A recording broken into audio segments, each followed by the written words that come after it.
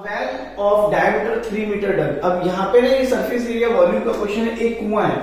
तो देखिए क्या होता है कि जो कुआं होता है वो काफी गहरा है भाई, ठीक है, ऊपर ऐसा सर्कुलर होता है। तो उसने बोला 3 मीटर की डायमीटर है, तो हमें डायमीटर का कहीं काम नहीं होता, तो हमने रेडियस पे काम करना है। तो ये देखिए रेडियस इसका कितना होगा 1.5 मीटर, छोटा, ठीक है। डग डीप है, डीप जो वर्ड है ये हमारा काम करता है किस पे, हाइट पे। तो ये है 40 मीटर, तो मैं इसको h लिख ले रहा हूं, ठीक है। मेन जो डायग्राम समझने के लिए डायग्राम समझ में आ जाएगा तो सारी चीज समझा देंगे। Has been spread evenly. अब जो ये मिट्टी यहां से निकाली गई है, जितनी भी निकाली गई, तो इसके अंदर क्या होता है, ऑब्वियसली बात है, इसके अंदर क्या होता है, वॉल्यूम होता है। और ये सिलेंड्रिकल शेप बन रहा है, तो सिलेंड्रिकल वॉल्यूम ऑफ सिलेंडर हमने क्या पढ़ा है, पाई आर स्क्वायर एच। तो ये फॉर्मूला है। तो जितनी पाई आर स्क्वायर एच यहां से निकाला गया है, वही पाई आर स्क्वायर क्या कहेगा, स्प्रेड इवनली अराउंड। अराउंड मतलब इस कुएं के किनारे किनारे किनारे किनारे ऐसे करके डाला गया है, वो भी सर्कुलर रिंग के हिसाब से। तो अगर मैं इस कुएं को ऊपर से देखूंगा तो देखो इस तरीके से दिखाई देगा। ये आपका पूरा इम्बेकमेंट हो जाएगा, जिसको हम चबूतरा कह सकते हैं कुएं के किनारे, और ये बीच में कुआं हो जाएगा। तो जो मिट्टी है वो आपकी इस 1.5 मीटर में तो डली नहीं है, वो डली है सिर्फ और सिर्फ इस 4 मीटर में। देखो कहा ना, विड्थ ऑफ 4 मीटर। तो यहाँ पे रिंग फॉर्मूला, एक सर्कल का हमने रिंग फॉर्मूला पढ़ा है। रिंग फॉर्मूला में क्या होता है, बड़े आर स्क्वायर से छोटे आर स्क्वायर को माइनस कर देते हैं, ठीक है ना। तो अगर मैं इसकी बात करूंगा तो क्या हो जाएगा, वॉल्यूम के हिसाब से, वॉल्यूम ऑफ इम्बेकमेंट में, तो ये हो जाएगा pi capital R square minus R square into H. अच्छा, यहाँ पे मैं एच को छोटा एच नहीं कर रहा हूँ, बड़ा एच कर रहा हूँ। रीजन क्या है, क्योंकि हम छोटा एच कुएं को ले चुके हैं।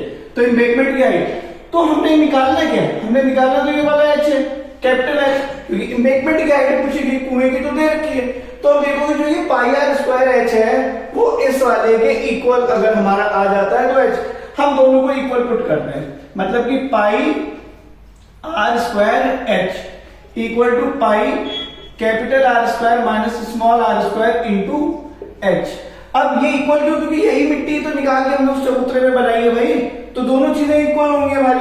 तो देखिए दोनों तरफ क्या है, पाई से पाई हमारा कट जाएगा।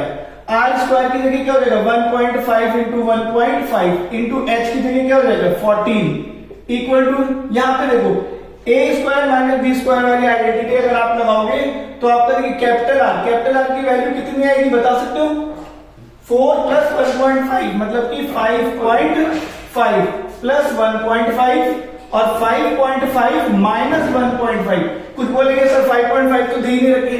अरे भाई जो 4 मीटर है ये, और सेंटर से देखोगे तो 1.5 मीटर, दोनों मिला के क्या हो जाएगा 4 प्लस 1.5 इक्वल टू 5.5। ये हो जाएगा हमारा कैपिटल आर। स्मॉल आर हमें दे रखा है और इंटू हमारे क्या है एच, जिसके हमें वैल्यू फाइंड आउट करनी है हमें, ठीक है। तो यहाँ पे देखोगे 1.5 इंटू 1.5 इंटू 14 अपॉन, ये दोनों चीजें में नीचे आ जाएंगी।